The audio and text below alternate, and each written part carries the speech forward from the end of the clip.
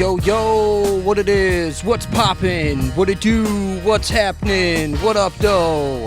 Welcome to BiasedBS, where your opinion doesn't matter, kind of like sunburn. White people recover from it and black people don't get it. All right, so today, everybody, Right. I am here with the owner of Boating with Briggs, a boating service in Milwaukee. He's a reputable snake breeder, high school wrestling coach, and I'm sure there's a few more notches to put under that belt. Malcolm Briggs, everybody. Ladies and gentlemen, welcome Malcolm Briggs. What's up, everybody? I appreciate y'all having me, man. How you doing? This is my camera right here, right? Yeah, that's you right there. Okay, Yeah. appreciate y'all having me, man. Good to see y'all. Thank you. Let's get to it. Yeah, for sure, man. So first I want to talk about, we're on the boat. So let's talk about the whole, the boating company you got. Yeah, so I mean, it's I'm in the process of growing right now. I actually have my own clothing line connected to it, so that's like the main process at this point. But by next year, it's going to be fully operational as far as being able to rent your own vessels, potentially your own kayaks, things of that nature. So that's where that's headed. So that's my goals and plans with that. So as you can see, in Milwaukee, it's very beautiful out here. It's an underrated part of our city. So that's just kind of what I'm, doing with that. It probably started off, I actually used to work at a boat location. I'm not even gonna give their name yet, because I don't know how that works with copyright and stuff like that. But I used to work at a boating place, which gave me a lot of great experience with boats. So that's put me in a great position. And it's really helped me like kind of take the entrepreneur route in life, which I mean, my mom did it, her family did it, which is kind of like where I'm at this point in my life, like almost a serial entrepreneur. I mean, like as you said, I do coaching. I actually coach at a gym as well. So we coach MMA fighters. I'm a published author now as well, snake breeding business. Nice. So I'm just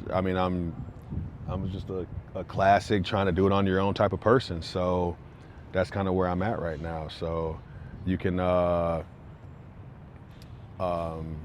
contact me to get various tasks done, I guess, because again, I like to kind of do it all. So I have a website for my clothing line you can go check out. So For sure, we'll put all that info up there too. This is actually it right here. I got the shirt on too. Very nice. It's the whole fit. thing, right? Because you'll be out here and you'll stop at a place like, say we stop at a lakefront brewery, and I'm trying to stay warm with a bunch of sweatpants and stuff, and sometimes people are like looking at you crazy with how you're dressed. So I'm like, that's kind of where that came from. Like I need to really clean up, like I want to clean up the image. So that's why I was like, let me design my own clothes designed for a boat. So that's where that came from.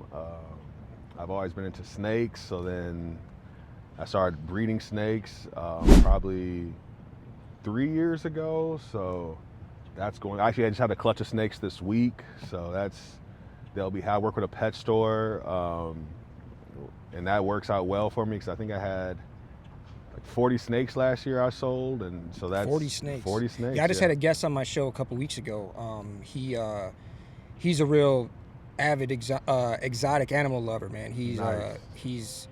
He's got videos.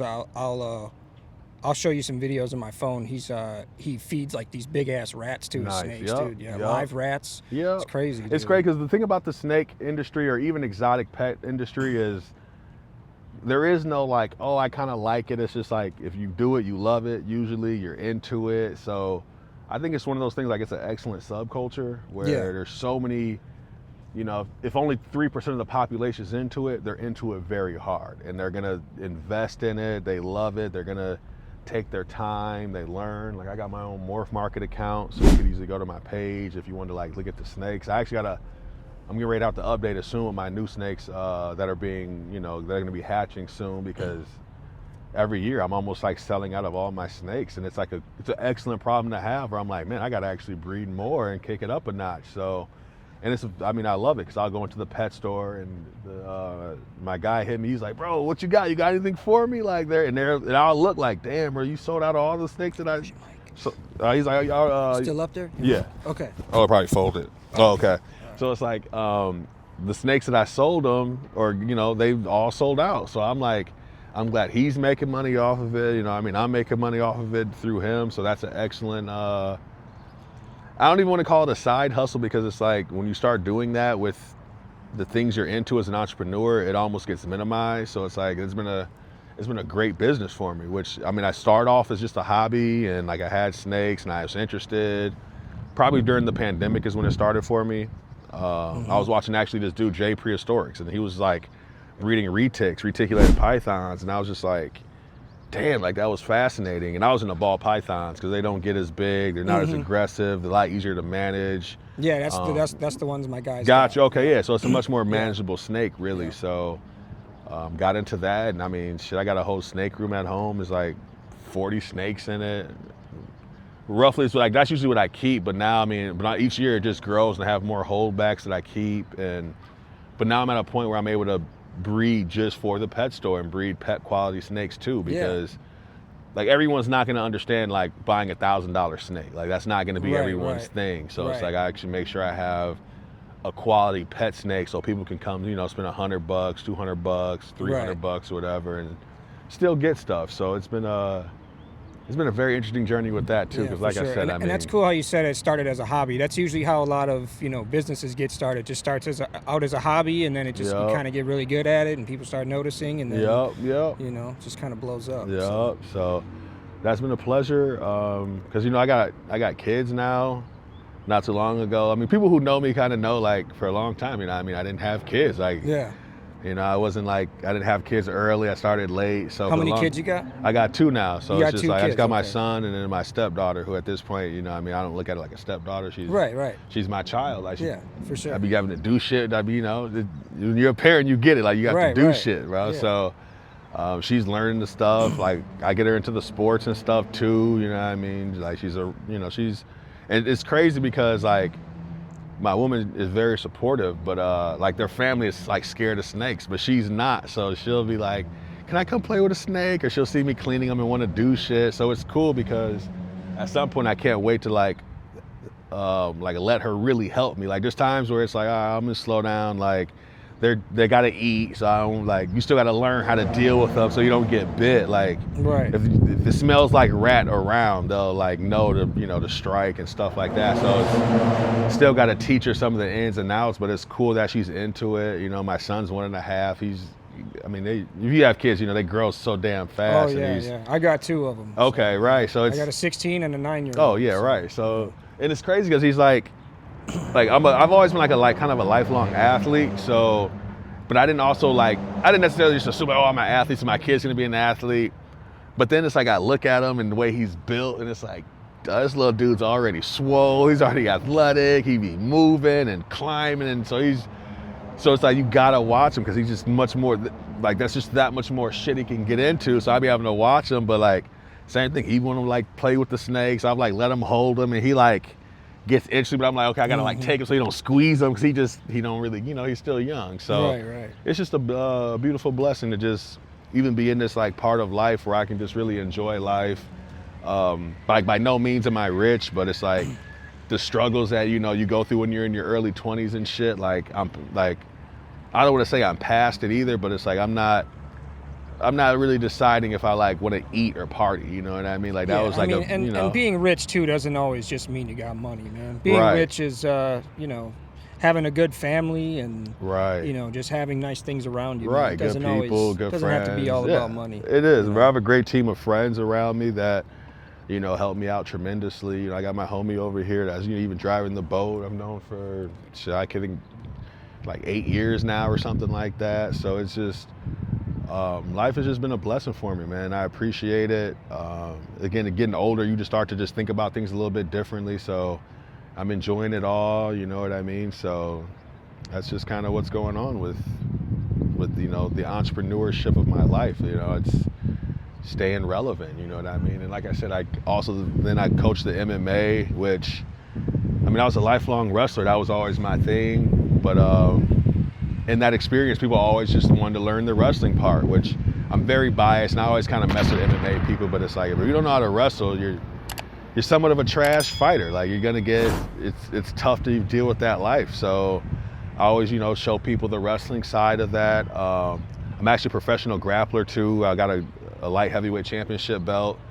Okay. So it's like, you We'll know. put a picture of that right up there. Yeah, I'll get you that. Oh, yeah. So, yeah, because I know to do the jiu-jitsu, the wrestling, you know what I mean? So that's a passion of mine. And honestly, out of all the things I do entrepreneurial-wise, that's the one I probably struggle with the most. Is the coaching? Yes, because it's like there's so much passion behind that. There's so much like that I've been doing for like 25 years now, 27 years I've been a part of the sport. So there's times where I do struggle with it in the sense that it's like if I'm charging people for any of my other entrepreneurial adventures, it's like, yo, this is a set price, this is what it is.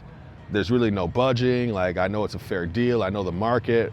With the wrestling part of it, it just, because I love it so much, it's a lot easier for me to just like start working with somebody and some of these things, like the money really isn't something that people even necessarily do it for. So now I understand that part. So there's times where I'm donating so much time to it and I should be charging more, right, and things of that nature. And I do understand that, but at the same time, it's my passion and I love it. So it's honestly, like I said, it's out of everything that I do, that's the biggest challenge, because there's times where it's like, especially when the season hits, like we're at 6 days a week, and it's just, you're not getting paid properly to coach high school wrestling or MMA fighters. But there is a passion that I have where I remember coming up, and when I needed information, it was hard for me to seek out information being in this area, like southeastern Wisconsin. I was going out to East Troy, Muskego. There's times where I'm traveling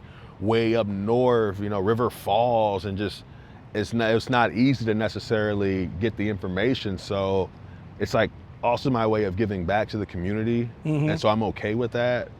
But at the same time, as I'm getting older and now that I have a family, it is one of those things where I'm like, all right, I do got to kind of buckle down more. And yeah. So that's why I'm starting to do more. I'm starting to do more camps and clinics and like allow the kids. Now I'm at a point where I've coached so long where now kids that I've coached are at ability where they're coaching now. So it's easier to kind of let them kind of take that, like, listen, you go work with them, you know, get them up to speed too. It's an interesting challenge that I enjoy, because, you know, I enjoy facing challenges. So out of all the things I do, ironically enough, the thing that I probably would say I know the most, I'm most comfortable with, is probably my biggest challenge. But again, like I said, I'm okay with that and just navigating through that and figuring that whole process out. Yeah, for sure, man. So how long have you been coaching? I know you coach high school. Yes, yep. High school wrestling, is that what it is? Yep. Okay. So how long you been doing that? So now I'm going on my 6th year at Ronald Reagan High School, right from the pandemic. Before that, I was at Bradley Tech for 3 years. Before that, I was at Cudahy for 3 years. And again, that all, and I even kind of, this is again the challenge of it. Every time I've coached, it's been through, I've just been asked. Like, I was because I went to high school at Oak Creek, graduated. I really had no intention on ever coaching, but one time went back to Oak Creek with my brother just to get the transcripts he needed. And then all of a sudden I ran into like the coach he was like one of the assistants at the time when I was coaching. And he basically like asked me like, hey, you know, you want to stay around, help out and stuff? And I was just like, yeah, like why not? And then after that year, and again, I'm gonna try not to like talk down on anybody, but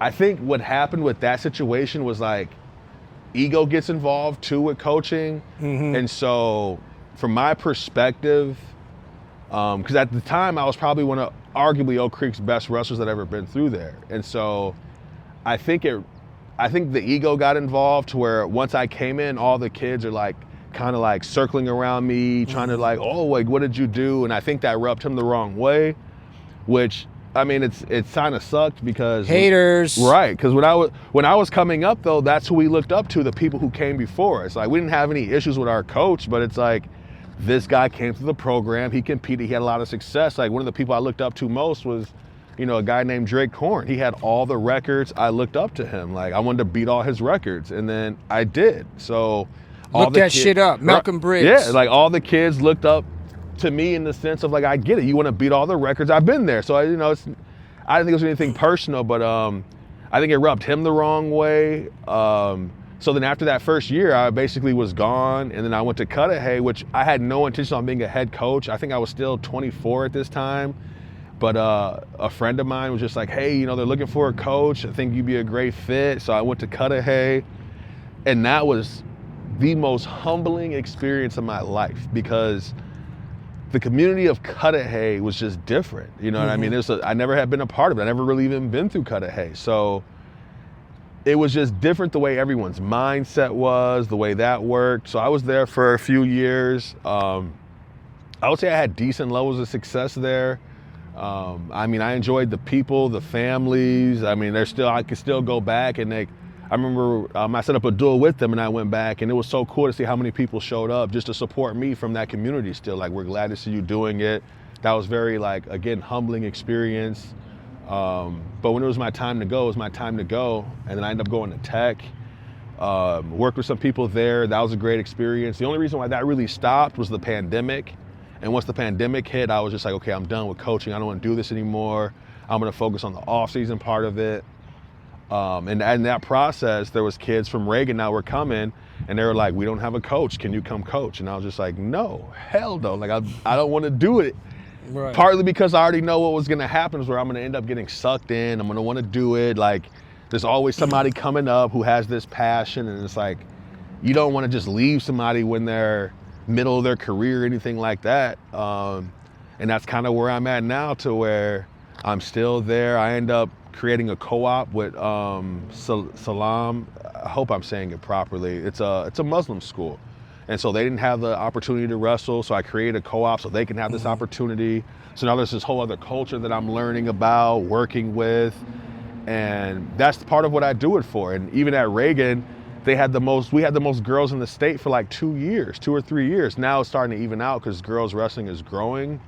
But I mean, that was an amazing experience for me too, because I didn't go there with the intention of like, oh, I want to take over this girls program. It's just, oh, this is what it came with. They want to be good, they want to train, they want to work. So then I started doing basically both boys and girls. And I've been like that for a while, even while it's changed. And certain schools only have a female coach, only have a male coach, but it's like, I coach them both. I go to everything, I show up to everything. I'm invested in both, so I wouldn't even be able to just leave there, or I wouldn't even be able to like if it came down to it and they were like, okay, well, you got to pick one, I would just be like, you know what, I got to leave and just go to a whole new program. I wouldn't even be able to like choose between the boys or the girls at this point. You know, I mean, we've won conference now.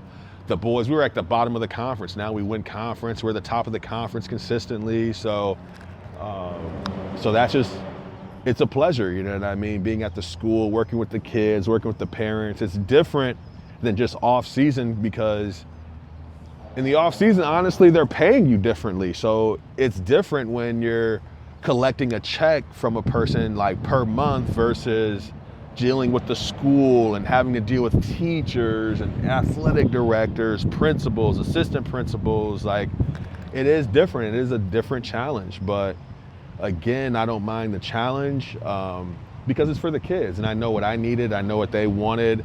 I know what it's like to be in that position where you're trying to grow and build and maybe be in an area that doesn't support it as much. You know what I mean? Right. Most NPS schools are going to be focused so much on basketball, which again, I don't have a hate for that, but everyone isn't going to play basketball. So that's been just an excellent experience. And now there's going to be officially, like, we unofficially won the first 2 girls state titles unofficially, but now there's an official, it's coming up officially now this upcoming season. So that'll be a whole new challenge to really see what's going on. Teams have caught up, which I knew was gonna happen, because when it first started, it was just girls wrestling, it was new. There wasn't like middle school programs and things like that. And one of the things about the city is they don't have the middle school programs. So now we're competing against schools that have kids who started in middle school or we started in high school. And the way sports is now, that's incredibly hard to compete with. So it's trying to get them to understand how to work hard, work in the summer, and things that eventually pay off when you get older. So that's kind of where that is going. that process is actually why I kind of said like I'm a published author now, because I wrote a children's book. Okay. It's What's out it on called? Amazon. It's called, I'm so sorry. I can't believe I can't even recite the name off the top of my head like this, but it's my wrestling book, my wrestling story. So Okay. it's for children. Like I'll put the link in the, I'll give you the link for it. Yeah, we'll put that link in the description. And We'll the show a reason little why, video because of that up there, it's happened little so picture. fast to where I wrote it some years ago, and then I asked somebody for help, and they were to help me finish it with just the publishing and getting it out process. So it happened so fast to where it's already out on Amazon. You can order it. And it's almost also inspired for my children too. Like that's the dedications for my children, because it's just, you know, my daughter, she reads very well already. She's like, the social story, social aspects of life, like it really affects kids at that age a lot. So I want them to have this like beautiful color book, where it's beautiful pictures, they can color in it, draw in it, things like that. Yeah. So it's and it's really just meant to get kids interested in wrestling and understand like it's different from, you know, basketball, the other sports. So I'm gonna plan to just like, and that was something I didn't even like do to have the intent to even create a book. I was just kind of doing it, and then I'm at a part where it's like, well, this is a book, it is able to be promoted, so now I'm doing just more with it, like more interviews and traveling to book fairs and things like that. I plan to do to really That's like cool. amp that up, because for me it really is just again it's about the wrestling for me. Like it's a book about wrestling. So Right. actually that's what it's called, my book about wrestling. Yeah. There it is. Right, there it is right There it there, my is. book about wrestling. All right. So it's just, you know, that's just part of like my journey of the things that I do or why I do them. And now that I have a family, that's what it's really about. It's just about how can I make the most out of this, being there for them every day that I've just learned, being able to support them as much as possible. If they do the things that I like, phenomenal. If not, how to support them in their own adventures, because I know that is a struggle for us. I would just say as people, as humans, I think we want to like force things on our kids, and all of a sudden they don't even like it. Right, yeah, that's because so I can true. tell with my Yeah. daughter, she'd be like, oh, I want to go to wrestling, and it's like, I was gonna make you wrestle for the self-defense of it, but now that you like it, it's like, well, I'll let you have fun with it too. Like, you know, Right. she's still like in middle school, like, oh, I really want to do this. She's liking it. Then it's like, all right, well, this is how we kind of amp it up. But it's just even cool that she even likes it and just like has fun with it. And like, oh, we going to wrestling today? Like, yeah, you can come with me. And it's kind of how it started. Like, so I was doing actually a camp up north. So I do camps in Friendship Island for girls with a partner of mine who does jujitsu and things like that. His daughters are phenomenal, state champions, and they grapple, and a lot of phenomenal girls come up there. And she was just up there, and all of a sudden we came back one day and she was doing a move, and I'm like, I didn't even know you were paying attention. So that's just something that I love. And like I said, that's, you know, I have a clinic coming up June 13th with another phenomenal athlete. She was like the first girl state champion. She's running it. She's a genius. Like, she's an engineer. She's a phenomenal person to have for other girls to look up to, which I think is important for this whole journey with the girls and the sport, and for what's important for, you know, just for women. You know what I mean? Sometimes it's easy for women to get kind of cast aside when they have these athletic dreams, but I've been blessed to just come across phenomenal girls.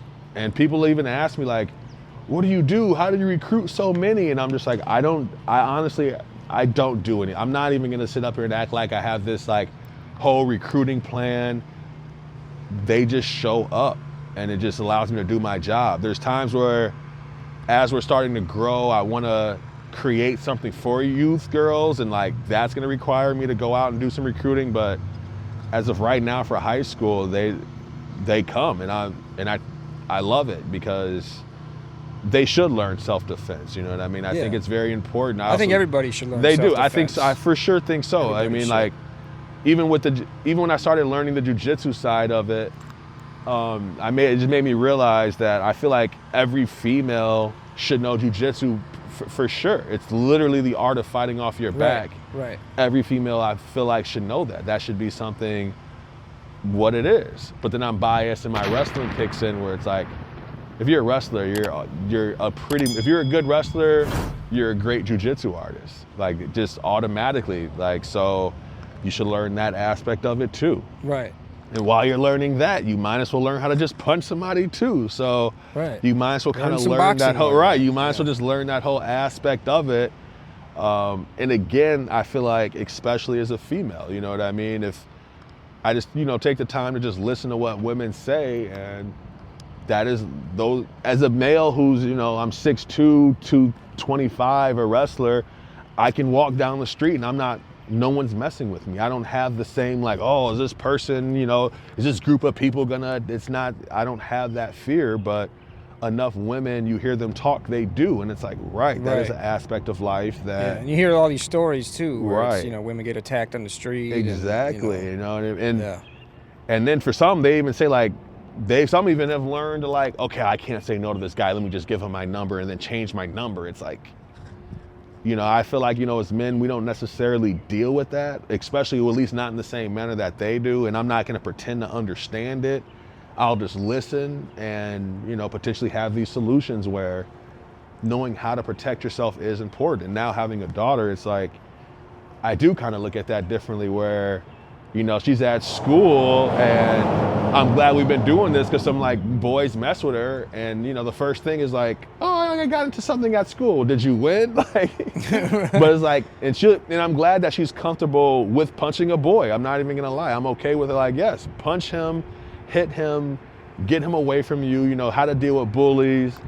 Where it's like if a girl messes with her, she's more concerned with like, well, like, I don't know if this is my friend or want to be friends, which is like, all right, I get that aspect of it, but protect yourself. As she's getting older, it's learning how to protect yourself. So that's kind of where, I am with that whole process because, like I said, it's more of a passion for me. It's never anything I sought out to be like, and I guess most of the stuff I've done, I never sought out to necessarily be an entrepreneur, but I have worked enough jobs and worked with enough different people and situations to where ultimately that's what it turned into. Like very few people I've worked for where I'm like, oh yeah, this person is smart or I like the way this goes. A lot of times I'm just like, why are we doing this process like this? So that's part of what probably motivated me to enter this whole entrepreneurial aspect of life. So that's kind of where I'm at with that. So, I mean, I'm just loving it, enjoying it, learning all sorts of stuff, you know what I mean? So. Speaking of wrestling, you like any professional wrestling? WWE, anything AEW, anything like that? Growing up, I did. Okay. Growing up, I absolutely did. Me and my brother, I have an older brother, we would like rearrange the room, make rings, and we did all that. So. Who was your favorite wrestler as a kid? Probably was like Undertaker and Kane. Okay. I thought that was just, that whole they were just really cool. The Big Show, he was cool. Okay. Obviously The Rock, Stone Cold. Yeah. They were like, oh yeah, like this is it. So I don't have any issues with it now. I actually been to a WrestleMania live and I thought it was amazing. You been to WrestleMania? Yeah, it was amazing. Like it was just absolutely amazing. Which one were you at? It was in Orlando. Okay. So this was 15 years ago or something like that. I went with a friend of mine. And it was just an amazing experience. So, and I actually went to a show in Atlanta too. Okay. Amazing experience. But I know once I started like wrestling amateur and stuff, it did change for me. I didn't have the same like, oh, we're wrestling. I didn't have the same. It's not the same. It's not the same kind of wrestling. It's not. So different. And now they have this thing called like RAF wrestling. And it's funny because people know me like wrestling. So people like, and there's a show's coming up in Milwaukee pretty soon and people are like, oh, are you going? Are you going? And even for me, I know they're building it, but it's so gimmicky for me where it's like you're using social media people and social media stars and putting them against actual qualified wrestlers and they're basically getting their ass whooped, which is like, yeah, because he does it on social media and this person actually did it at a very high level. And sometimes people don't understand that, like, oh, I thought he was gonna do decent. Like, no, he's just a social media wrestler. He's set his credentials, and I'm not gonna take anyone's credentials, but if you haven't wrestled at a certain level, I mean, there's levels to it. Like if you haven't wrestled or competed at a certain level, if you've never wrestled in college and you're going against somebody who's a Division I national champion, you're gonna get your ass whooped. You know what I mean?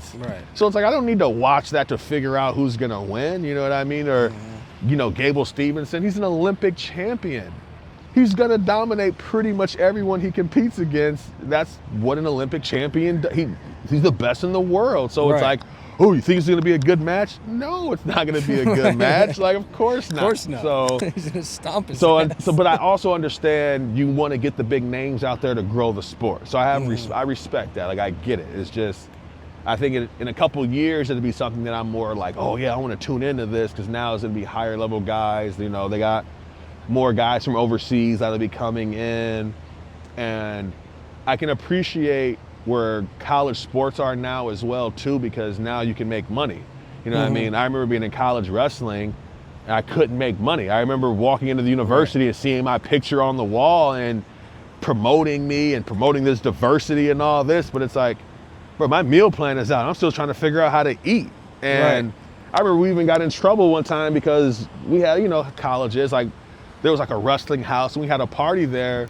And I guess they ended up trying to shut us down for 2 weeks. Like, you guys can't use the wrestling room for 2 weeks because some alumni let you use their house to party in, which at that time, that was like a big deal. Essentially, that's like breaking the NIL, which would now be NIL. And it's like, why shouldn't they donate this to us and let us use this? Or why can't we make money off our own name? Like, you guys are making bank off of it and been doing it for years. And people, I would always say it to people and they would be like, oh no, you're getting an education. It's like, look at what the top people are making. These kids are in college making millions. So you can't sit up and like, oh, and I always tell people, what if that's your daughter being plastered on ESPN for even volleyball or something? Right, you want to get paid for her likeness. Right, exactly. Because for me, I remember sustaining an injury and it's like, I would be getting workman's comp to this day from that injury that I had in college. So I understand why they didn't want to maybe go down that route or do anything like that. But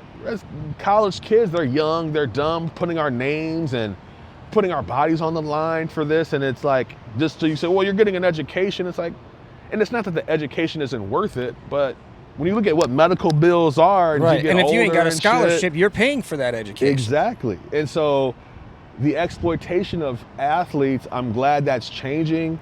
I think people complain all the time about like, oh, these athletes they're changing constantly. Well, yeah, if you work anywhere in life and somebody offers you more money to go there, there's nothing wrong with you doing that. So trying to be like, oh, he's just transferring every year. Good. Right, let him make his money. Back in the day, if you can wrestle in college and make $50,000 in a season, or there's rumors of people making that much more. There's a new kid coming up amazing. They talked about him getting some $4 million deal, which people said, well, that wasn't true, but if you're able to wrestle now and make millions of dollars at the college level, that's huge. Right, like do that. Right, and back in the day, at the college level, no athletes were making money like that, unless you were Shaquille O'Neal. It was exactly. Well, and then you've heard about the stories. Like, I remember coming up because I was like the same year as Cam Newton, probably the same age, and I remember them talking about how he got away with it because technically they gave his dad the money. Right, and it's like I love hearing those stories, like, because now when they like, you know, after their career's over, they'll admit like, oh yeah, I remember meeting a guy at a bench and he just left the bag there, and you know, be there, grab the bag, open the bag, there's $100,000 in it. Right. I love hearing those stories because it's like, right, that's how much you guys were getting exploited. Exactly. This wasn't some like, oh, he's breaking the rules, he's being exploited. Why are we not talking about children or these young athletes being exploited? And now at this stage in my life, you know, I'm just turned 37.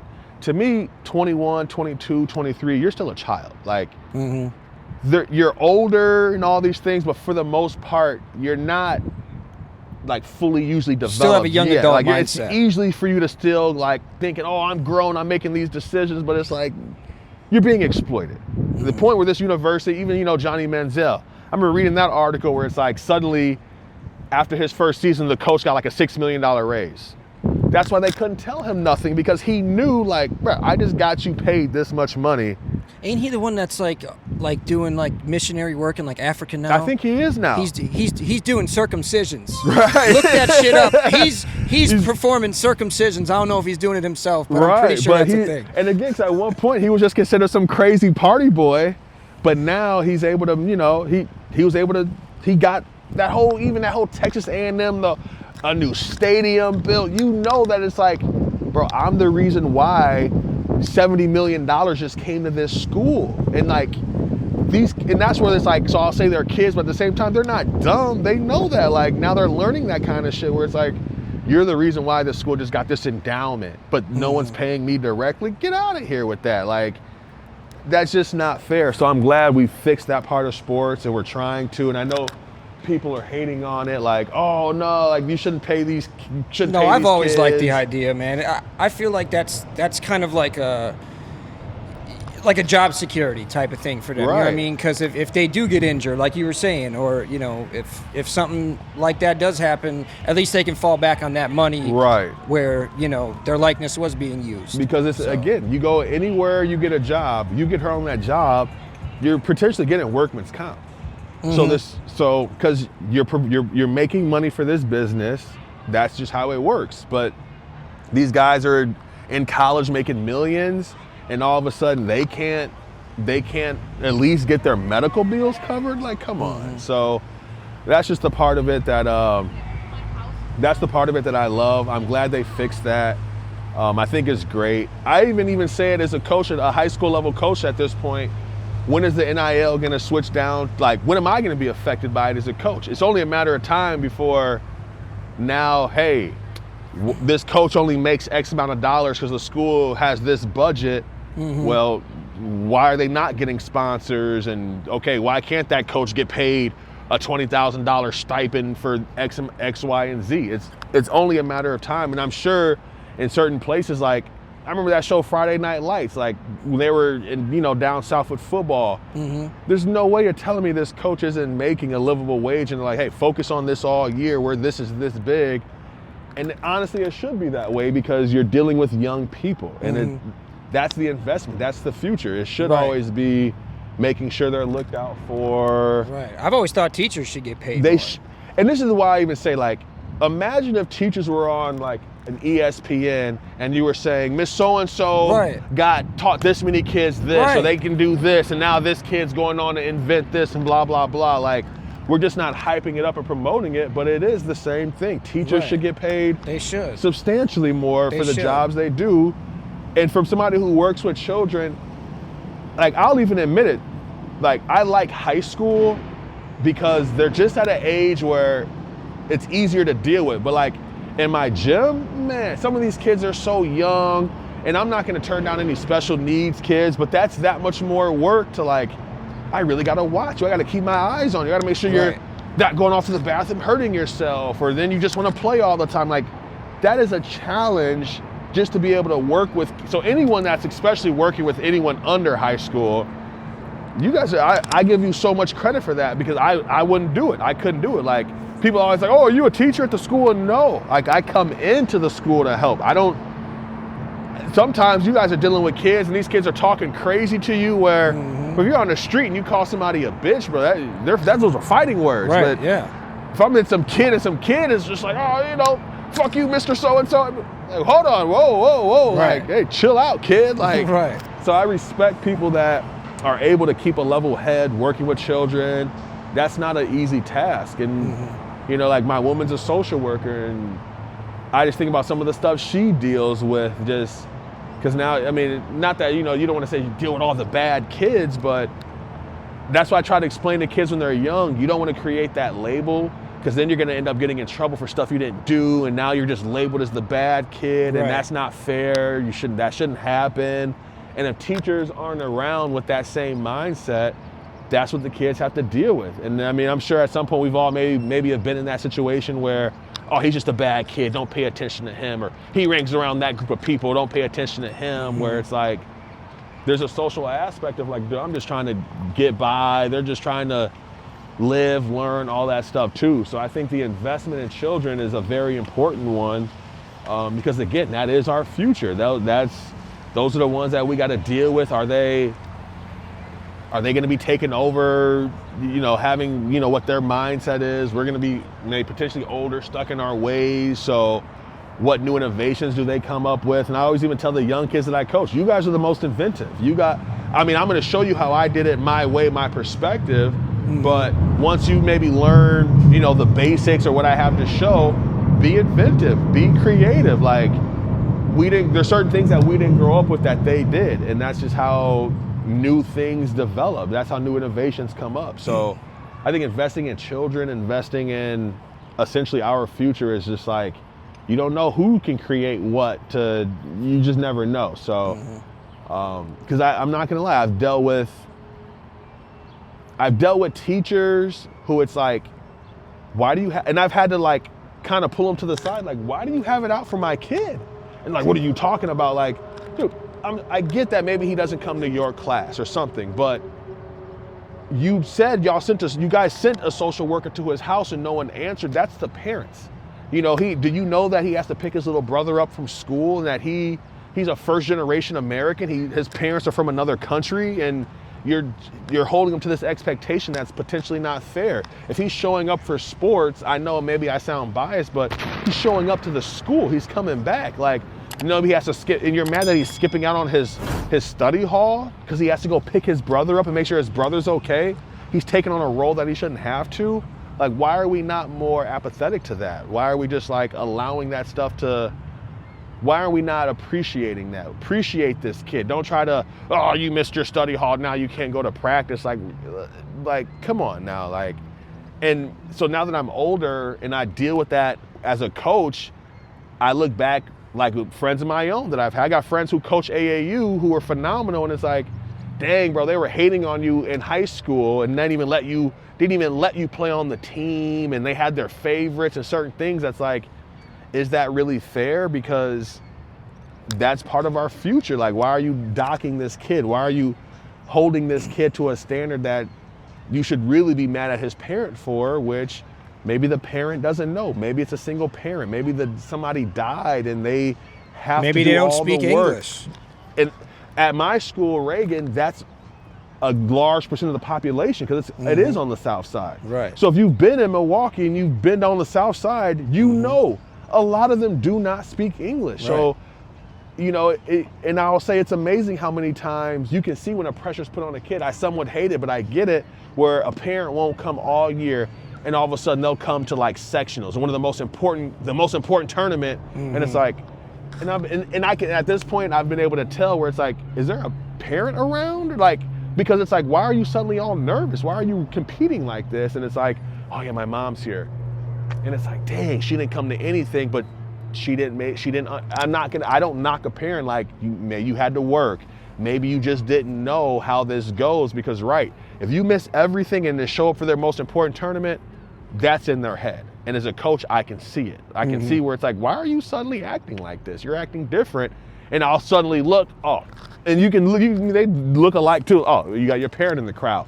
And it sucks that some parents shit on their own kids. Oh, why are you even doing this? You shouldn't even you're not even that good. Like, I've seen some crazy stuff where it's like, why would you say this to your kid when you were the problem? You don't even show up to support them, and you finally do. You put pressure on them.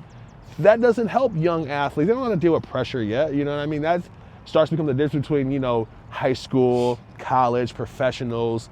Everyone deals with pressure differently. And so you can't just think you're going to show up and put this pressure on your kid and think they're going to perform how you expect them to perform. Right. So, and being a parent is hard.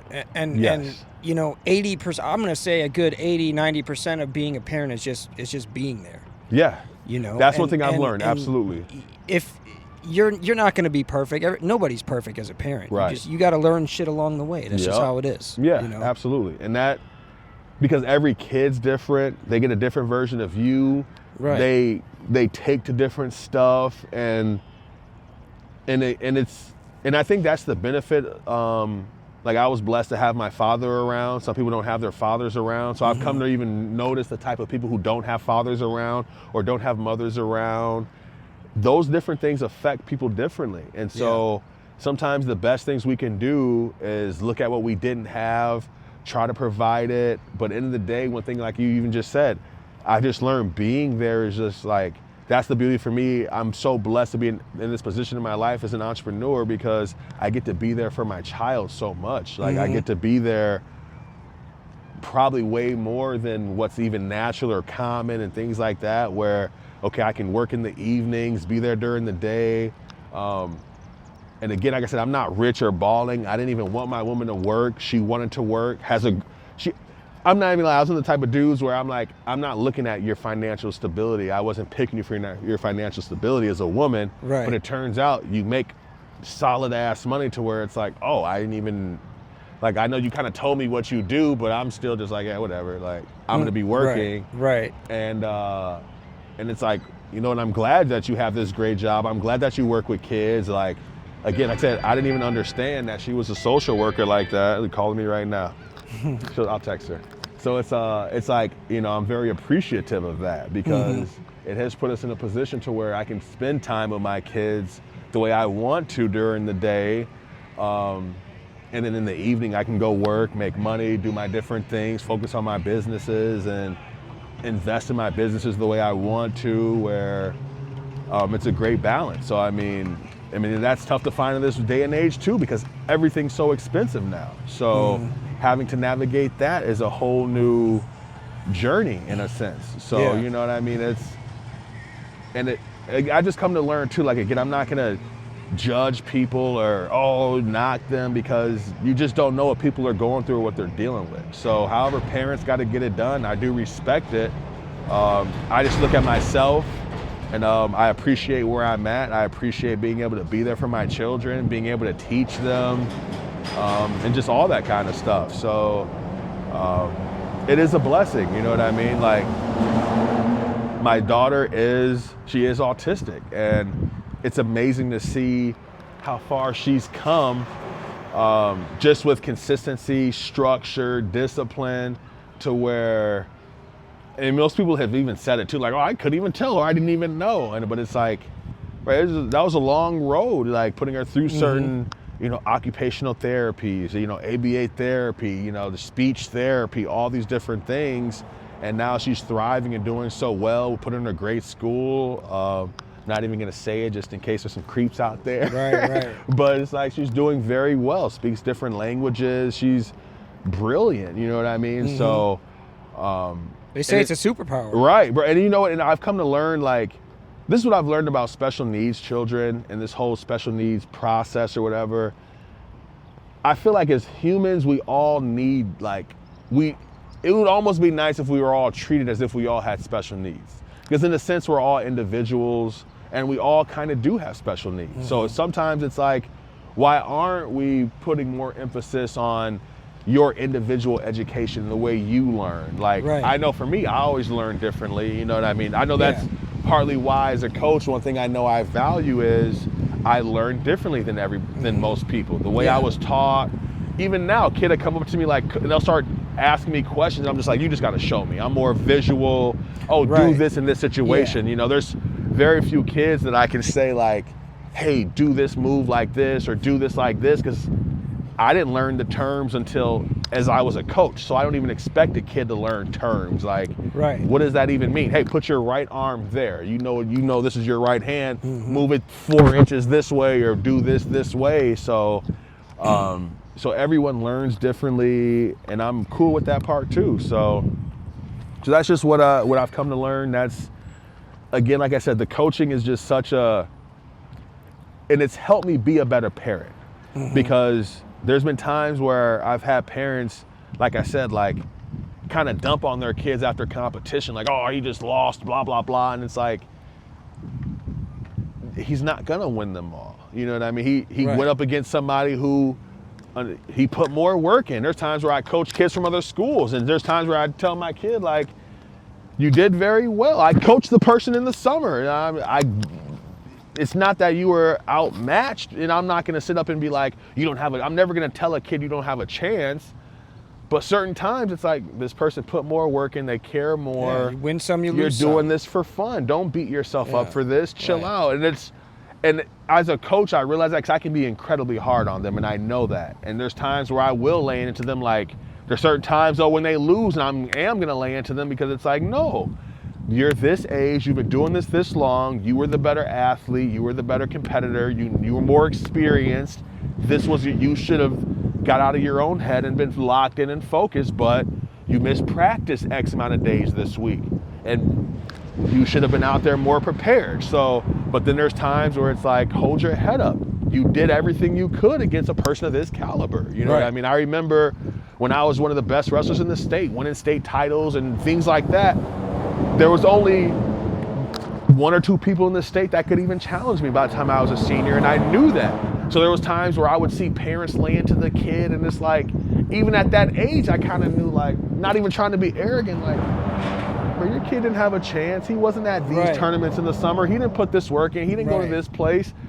You shouldn't be mad at him for basically losing to me. Like, I put the work in, like, and it's okay. And it shows when you like, put it shows, you know what I mean? It's like, I'm on this time. Trajectory of being able to go to college and compete and do well. They say hard work beats talent anytime. And you know what's so funny as a coach, you know, people say, I've even dealt with people like, you know, assume black athletes, oh, they're better athletes. And I've been around enough athletes where I'm just like, you're talking about a rare percent of the population that goes pro, next level. Technically, I'm a pro grappler myself. I understand the kind of the professional realm. There's a level of talent and hard work that goes into that stuff that sometimes people don't even understand. Where high school level, develop a work ethic. That's gonna take you further. There's gonna be people who haven't hit puberty yet or hit puberty early. There's a lot of stuff that goes into that to where sometimes it's okay to like, okay, they lost. That's okay. Like, you know what I mean? You don't have to beat them up for that. Where I've seen parents just lay into kids where it's like, listen, if you come out here and wrestle, come wrestle me then. And I'll even say sometimes, if your parents are feeling that big and bad, I still move around, I still wrestle, I still compete. Because they're gonna, oh, do it like this. And it's like, they couldn't. The person was just show them how to do it then. Right, like the person was physically superior. And at certain ages, if somebody's 14 and somebody's 18 and they're athletically gifted, let me see, what kind of fight do you have? Because sometimes it's not going to be like, oh, yeah, no, you got it, it's in your mind. Don't get me wrong, having a great mindset's important, but sometimes people just have different gifts. So the coaching realm has just taught me so much about everything in life that I do and how to like, because like I said, like I can even go back to cut ahead. I don't say this to knock it, but one of the things I learned about that was that community was like, it felt like they were so used to losing that it was accepted. It was like a mindset where I'm in here like, no, we can win this. We can do. I mean, we have the facilities. We got everything we need. It's adjust the mindset. But it's like they were losing for so long at certain things that it was just. I mean, they accepted it. So I mean, for me, I was, you know, even coming from Oak Creek, I felt like Oak Creek always underachieved. And then like, but it's always like, oh, we got somebody that's gonna go to state. And I remember, man, coaching my first year and no one went to state. And it was at Racine Case. And happened at that time I lived in Racine. I remember my girl picking me up from the tournament because she had dropped me off and whatever. I remember putting a towel over my head and fucking crying. I was so in awe, like, I felt like I let everybody down, like, and I tell the kids, you guys lose this one match. For me, at the end of the day, I'm looking at everybody that lost, and it's like a collective punch, and it's like, damn, I didn't teach them this, I didn't do this, I didn't do that, like, and it took me time to learn how to kind of get over that to where it's like, Briggs, you can't coach, you can't do the match for them. Right. So coaching is different because for me, I could look, you know, for me, my 8th grade year, I basically quit and I used to walk up to the high school. So I was practicing with the high school my whole time. My brother was on varsity doing very well. So I rode the bus with him every tournament. He got dropped off in the morning. I was dropped off with them. The coaches loved me. They let me come. Shout out to all my coaches. I loved them. Coach Harwas, amazing man. Bill Colley, amazing. They let me come and basically be like a redshirt year for me. So I got to learn so much. So there's times where I watch my brother wrestle and I'm just like, nah, bro. Like I'd be yelling stuff and the coach would be like, hey man, just chill out. Like, cause I'm yelling crazy shit too. Like, come on, bro, what the fuck are you doing? Like I'm 8th grade yelling this shit. So, and it just taught me so much though about like how to get it for yourself. So I'd be like, oh no, I'm not gonna let that happen to me. But as a coach, you can't do that. You know, it's like I would watch one of my teammates get something done dirty to them and I'm like, no, like I'm ready for it, I'll be ready for it. It's just not the same as a coach. And so it's learning how to coach was a process too for me because at the time I didn't even know it, but like I was kind of naturally talented and gifted, which as a coach, it's easier for me to see that now. At the time, I didn't know that. Like, I just, thought it was just like, oh, I got a brother, I wrestle, I got teammates, I work hard, which I did, but I also had a gift for it too, which is a blessing, because there's certain kids that I've come to learn to hold to a different standard, because it's like, you're picking up on this very quickly, very naturally, where not everybody does that. So that's part of meeting. I look at it, it's not even, not treating people equally, treating them equitably. You know what I mean? So understanding that, hey kid, you're gonna have to just work that much harder, to keep up with this kid. So the whole just coaching part of my life has just been a blessing. It's taught me so much about people. I would say things of that nature. That's what coaching did for me. So I'll slightly move over to what, like, okay, so the boat, what that has done. Yeah, that's what I want to talk about, right. actually, the whole boating. So what the boating thing has done for me, because it's amazing, because most of the people who come on the boat are actually women. Okay. So those and this is a service you provide to, you ride them around on the boat. Is that what you do, or is that a... Right. Okay. Just, just enjoying kind of like a party it. boat. Kind of, yeah. Okay. Right. So what that's been able to do for me is, there's been times where I would say 70% of the time it's just me and like 10 women. Okay. So that really helped me understand female perspectives. You know what I mean? I'll be out here, and it's honestly, it'll be the same thing. After about an hour, people are drinking, and all of a sudden it becomes like, wait, so this is your boat? And I'm like, yeah. And then and it's been blessing that there's times like where I had a woman especially when I was first like getting in and starting it. So I'll turn women down. I'm not trying to be like some big player. So, I'll turn women down. So it's interesting to see the response from it, like to then see them, there's been times where a woman has like tried to hit on me on my boat, and then a week later I'll see her with her boyfriend. And it's like, damn, right. like there's certain things I can and can't talk about for legal reasons, but I've pretty much, and I was just saying it, I've seen it all but birth out here. I've seen it all. I've seen so many things. Unfortunately, I have seen death. I've seen so many people who just wanted to just party in different ways. And tell us about the death. What happened? Again, that one is really tough to talk about, but essentially, if you can't swim, you should not think you should jump in the water. That's one of the best things I can really say. If you don't... Can you swim? Yes, okay. yes. I have saved people's life. I've had to jump in the water and save people. I remember, actually, ironically, where we are right now, I remember one time I was pulling up to this dock to park, and somebody fell in. And luckily, I just hurried up and jumped off the boat and like was able to grab them and save them. It was dark at night. Probably cold. And it was cold, and I just reached in as deep as I could and swooped and was able to just feel and grabbed him and pulled him up. And if I would have missed him, he would have died. You know what I mean? Crazy. Like, there was somebody else that had jumped, and it's been lucky enough. You know what I mean? I was just at the right place at the right time. Just docked. The dude was walking, and I said, because that dock has been like shaky in the past, and I've told them, and I think they did fix it, so it's not like it's a problem now. But I remember just walking up, and the dude just slipped in. I was just like, oh shit. So I'm glad I've had the experience to be able to react, to save them. Like I said, I see somebody jump in and he was struggling. I had to grab my rope and jump in with him because I know people will pull you down. So I've had to save people being out here. So it's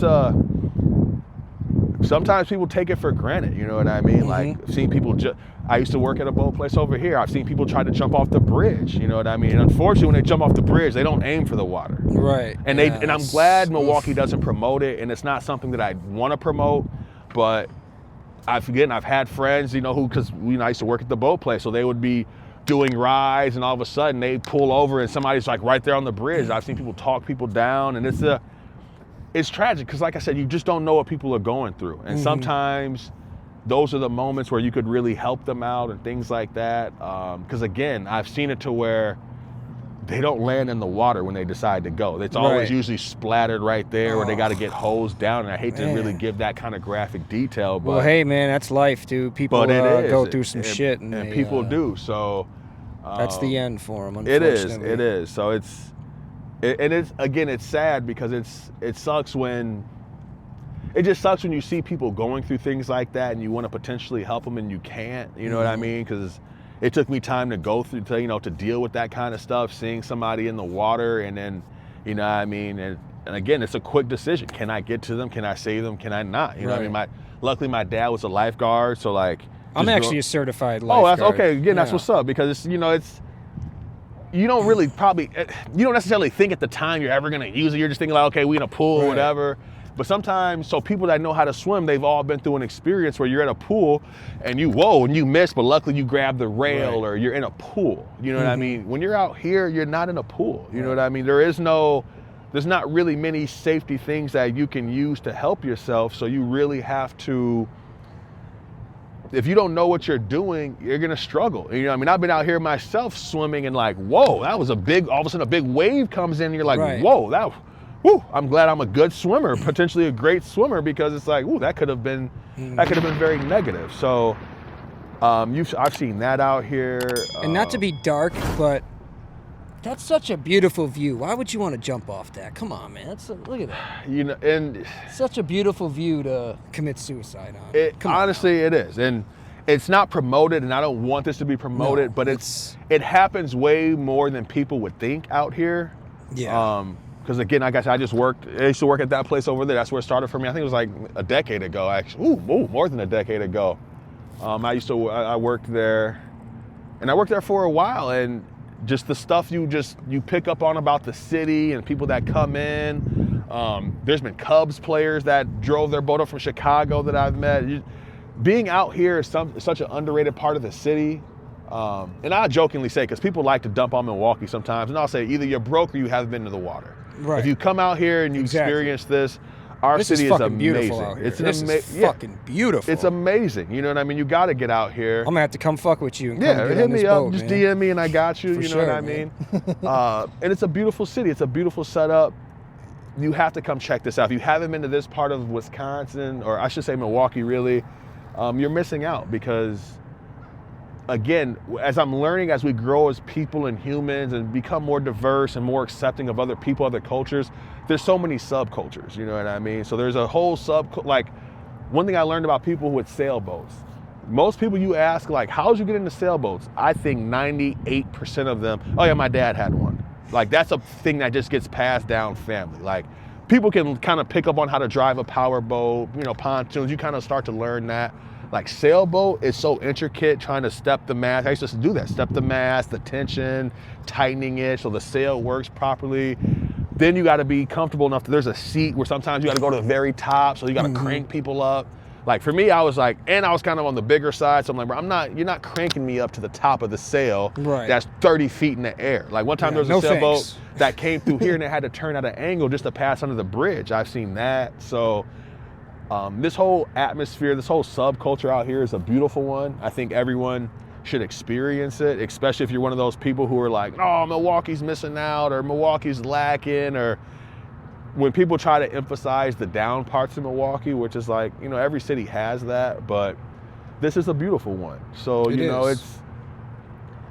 it's funny how the way this kind of stuff works. Like I said, majority of what you see are women, ironically enough. Women are gonna be the ones who are gonna wanna take the time to gather their friends up in a group. I believe that's just more social behavior, where guys are a little bit different, but girls are gonna gather, come out here, have fun with their girls and all that kind of stuff. And I think that's cool, you know what I mean? It's cool. Like, I'm blessed for myself for being mature enough to where I never like try to take advantage of that. Like, I'm not that type of person.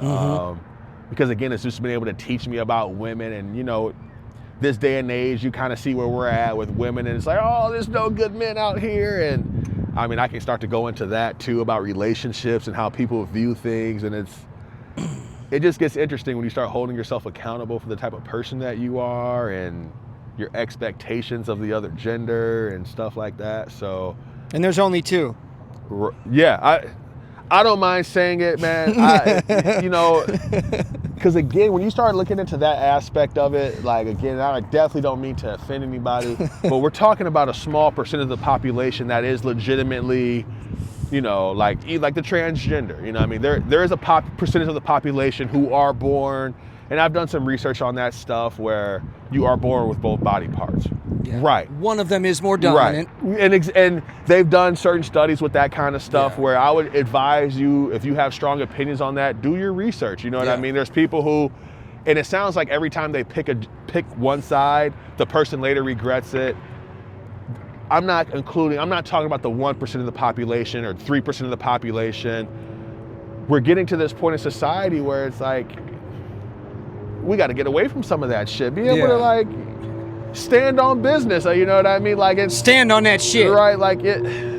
Again, like I said, I don't want to be down on people, but I do think accepting certain things allows people to just accept bullshit. Accept sometimes. who you are. Like, it's who you are. That's how you were born, and that's. And I'm never gonna knock anybody, bro. I've had people who are homosexual on the boat.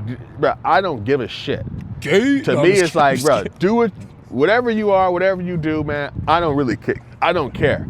But when we're at this point in society sometimes, or we're downing people or knocking people or making things okay that don't make sense. Like, I remember just recently reading something where a person was like, why should we be investing in, it was something opposed to transgender, right? And the guy was even saying like, so if a person who was born a male comes to you, says they think they're pregnant, we should be investing in just figuring out they're pregnant. And the person was stuck. And it's like, bro, what is this where we are? All the issues we have in our society, and we don't know how to just be like, yo, if that's what you are, fine. But you're not born a male and we're worried about you being pregnant. It doesn't work like that. Just, come on. It doesn't work like that. And I guess I'm getting to that age where, again, I'm not trying to catch flack or offend people, but it's like, are we really at that point in society where we don't even know where to invest our money? Right. Let's just grow up, people. Like, just grow up. Like, come on. No, I'm not. Fucking grow up. I'm not gonna like root for that. Like, I'm not gonna say like,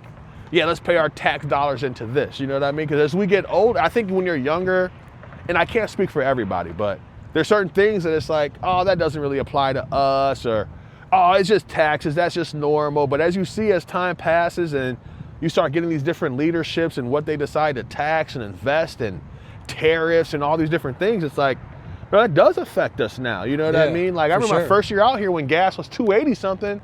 Right, that shit's $7.41 now. I remember one day, I remember like a couple years ago, I ran out of gas. I thought my gas gauge was broke. So I'm like, bro, $100 always lasts me X amount of time. And it's like, oh yeah, no, gas costs this. Like, oh, it doubled? Like, what? Yeah, that's crazy. Whose fault is this? You know what I mean? Right. And then, just taking Israel did it, bro.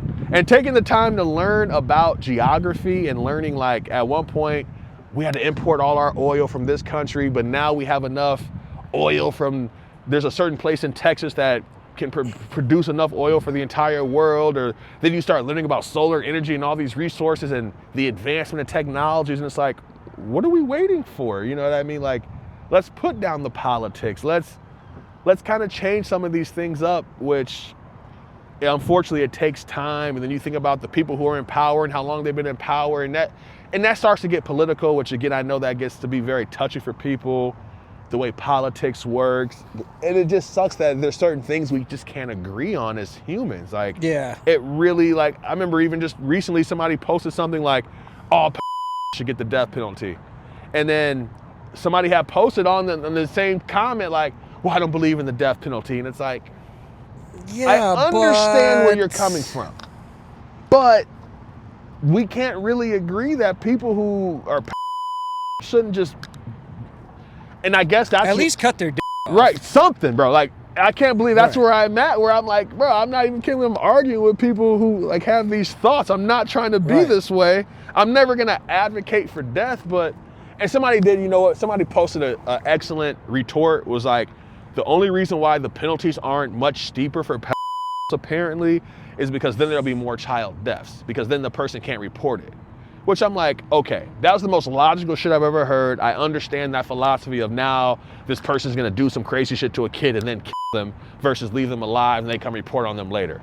I follow that shit, but man, it sucks that we all just can't agree. Like, bro, this is a problem in our society that we shouldn't have. Like, it's a terrible problem. It is. It's sad because we all know the value of, again, children, and they're the future, and why are we giving them PTSD at these ages and messing them up mentally? And it just, it just sucks that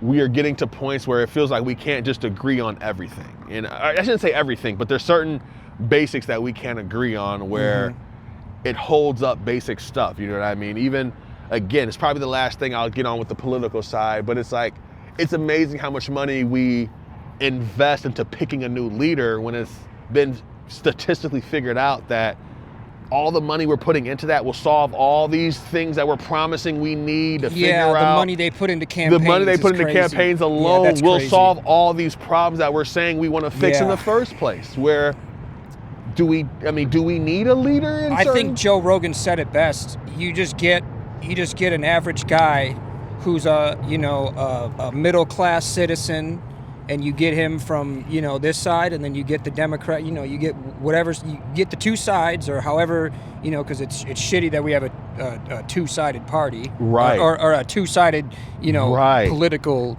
And it's funny that it's because as a parent now, I look at it like, I'm not going to give my kids options. I'll give them choices. Like, right, you have two choices, which it's not and really. And they say there's like, more choices, but there's really only two choices. And so, from a parent aspect of it, I get it. If I want to really control certain situations, like, because again, one of the things I want to, as a parent, you want your kids to have certain, I want them to work hard, and there's certain things that no matter what I want. So, hey, do you want to go to a party this weekend, or X, Y, and Z, or this? What do you want to do? And it's like, and I realize, again, I can say this as a coach, because I'll even do it from the coaching aspect. You know how many parents have like, you want to go to practice? Why are you asking your kid if they want to go to practice? Right. Of course they're going to want to go do whatever. It's time to go to practice. You have to go. Why are you asking them if they want to go? Like, that doesn't even make any, why are you allowing them to have a choice to not go? It doesn't even make any sense. So that goes back to our political standpoint where, wait, so I have to pick this or this? Then you see people arguing, oh, the people on the far left, people on the far right, and it's like, and it almost starts to feel like racist or sexist because now... It's a lot of race bait. Right, and it's like you're doing this and now instead of just saying what it is, now you're using it as a political standpoint, which is not, which is like, come right out and say what you mean it's all an agenda, man. It's all an agenda, it is, political man, and that agenda. kind of stuff. It's shitty. It is, it really is, because it would be great if we were just like, if we could somehow be like, yo, let's solely focus on what's just best for the people. Exactly. Like, what's best for people? What are the things that we know have worked, haven't worked? Like, I remember like certain TV shows, like, it was funny to see, like China banned OnlyFans, because they're like, yo, this is some bullshit, you know what I mean? Not to shit on that, but we know certain things are better for people to view and what's not best for people. Like, I was a communications major in college, and we learned about the media and the way it affects. And there's so many comm theories that you don't even know exist that talk about the way people view media, the way the media persuades people. I remember they were talking about like A Different World. When that show was out, there was the most number of people going to HBCUs like in history. Like you directly see correlations with the way certain TV shows and what they produce. And now there's so much like junk on TV. Like, I know we're from an era. It's all brain rot. It's a lot of brain rot bullshit. And we're from an era where there were sitcoms that had these meanings and messages and like Full House, Family Matters. I was gonna say Family Matters, bro. Even Fresh Prince of Bel-Air, like there Saved by the Bell. They all had family values. They had family values. They had and again, like, not to be all conspiracy theorists, but it's like, because we know how effective that stuff is. We know how important family is and how that's how you build the country properly. That's how you build wealth. Like, if you don't have a proper family, if certain things aren't being passed down a certain way and you're starting from scratch every time, then you're going to be relying on the government and relying on just, this is what they're told. This is what this is. So it's like, how long are we going to... It just sucks. At some point, it's like, how long are we going to keep doing these things that we know are ineffective? Right.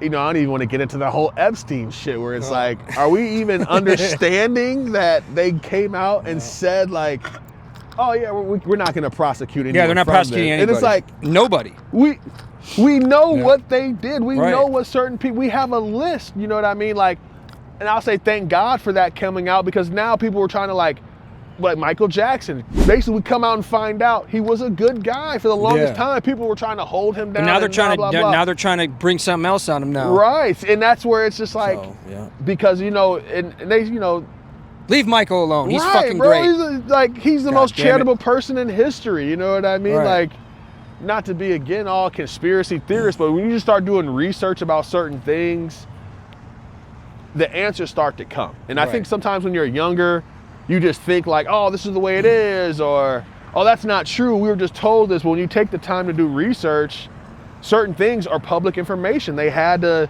document it. They had to put it out there. So sometimes we act like we don't have the information, but it's like we do. It was right there. We knew this is what took place. They had to put it out there.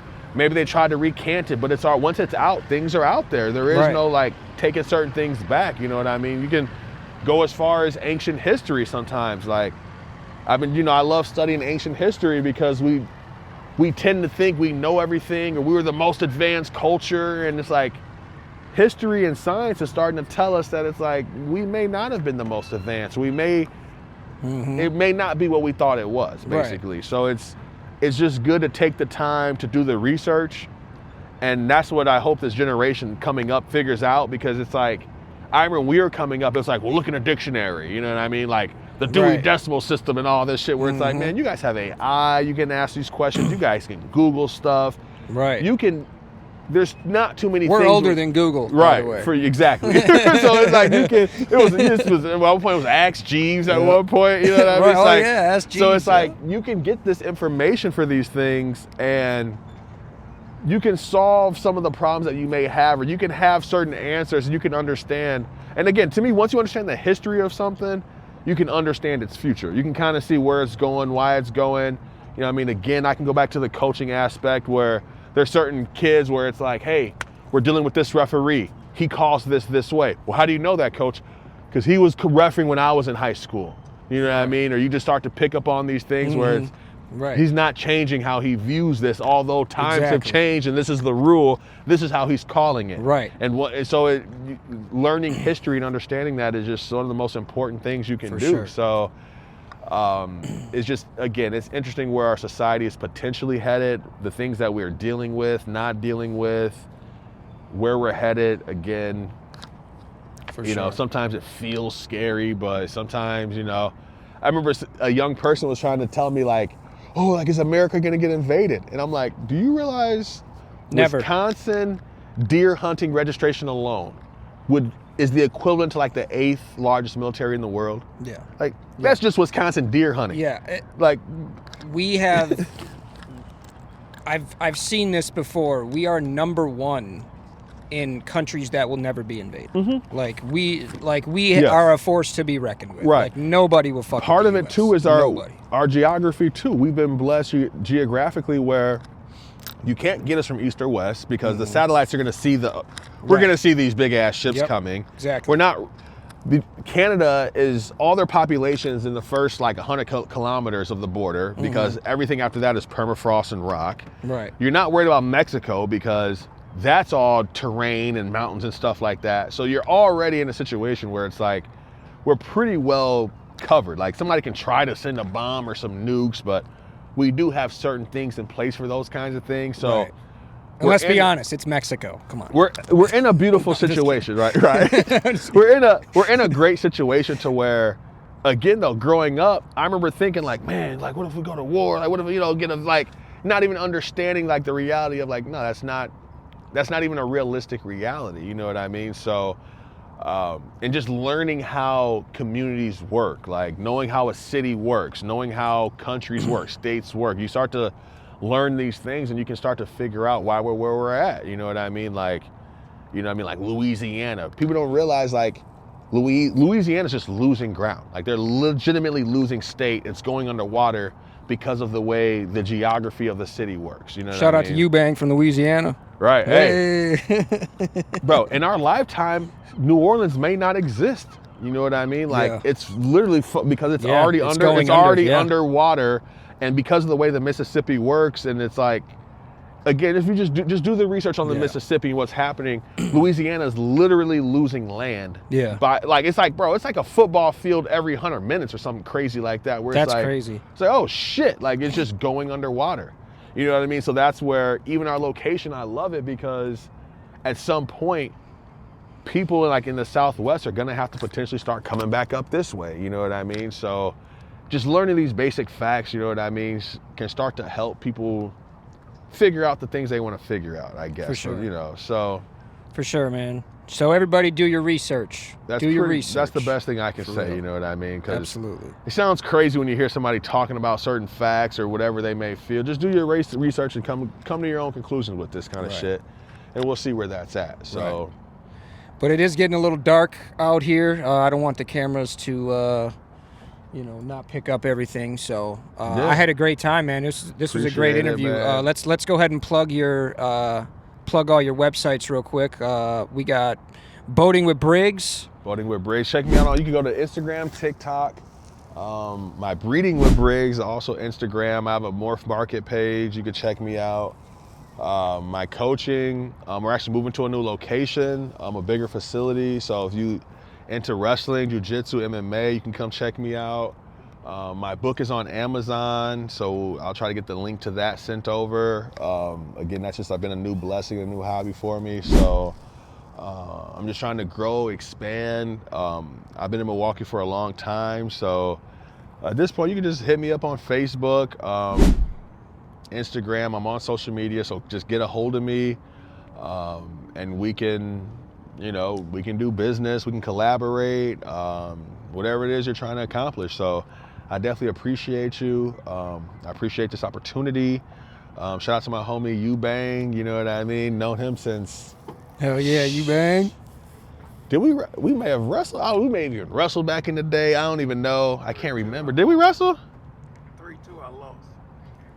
3-2. Bang lost. All right. Okay. Oh, you know what? Yeah, we did. You know what? Because the reason why that was so serious, bro, because I remember you beat somebody that I lost to. So motherfucker was like, hey, bro, don't be fucking around out here. So I was like, oh, shit. Like, you know what I mean? So yeah, bro, you know what I mean? I've always known him the long way. Appreciate him. Love him, bro. Yeah. So we're talking about. Bang is the one that set up this interview. This is my first time meeting Malcolm. So. Yeah, bro. So we're talking cool about. time, I was 20. That means I was 20 years ago at this point. 20 that was years literally ago. would have been about ago. 20 to 22 years ago. Damn. So. Again, those kind of relationships I definitely appreciate. Shout out to my homie Leo driving. Part of the shout out to team. Leo. You know, I mean, I'm trying to, building a team here, and we're all working together. We appreciate each other. We work together.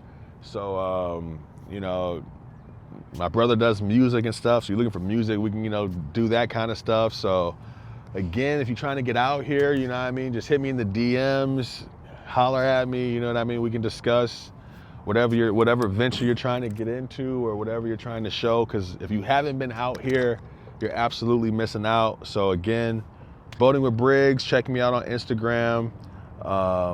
Breeding with Briggs, you know what I mean? At some point I plan to potentially pass this down to my family. I have a son, you know what I mean? So he's kind of going to be forced. Like, either you're going to manage it or you're going to sell it, son. I don't care. You figure it out from there, but do what you got to do. I'm trying to just build generational wealth, you know what I mean? These are things I believe in. If anything I said you felt offended by, my apologies. It wasn't my intention, but at the same time, I don't really give a fuck. It's just how I feel. It's what it is. I'm a very opinionated person, so I think that's pretty much it, man. Hell you know yeah, what I man. mean? Like I said, my advice as a human being, man, do your research. It's all out there. Being ignorant is just knowledge unknown. So if you're ignorant, you're choosing to be it. You can type anything in Google. You can get answers. Figure this stuff out for yourself. And that's the best thing. I'll just leave it at that. So like I said, I appreciate it. You know what I mean? Hell yeah, man. Appreciate you. That was big fun time. as hell, dude. That was fun. So we can do it again at the end of the summer, you know what I mean? Or, we can do it again anytime. I'm down. Again, certain things I can't speak on due to legalities. For sure. But eventually that will change, and I'll, be able to speak on more things, but it's just what it is right now. Some of you may or may not understand that. It is what it is. It is what it is. This is the merch. We can get it to you soon too. You know what I mean? Come check me out. I got all merch the links on down deck. below. Put all the links in the So in yeah, the I'm gonna send description. the links. We'll get all that together. All that stuff on the screen there. Appreciate it. But make sure you guys are smashing that like button right over there. Make sure you guys are staying active in the comments. Share this video on all your favorite social media platforms. And make sure you guys are subscribing right there in the bottom right corner. We appreciate that. Like, share, subscribe. Like, share, subscribe, and comment. Make sure you guys are doing that. And remember, this is where your opinion doesn't matter. Kind of like swimming shoes. God gave us feet. Take care.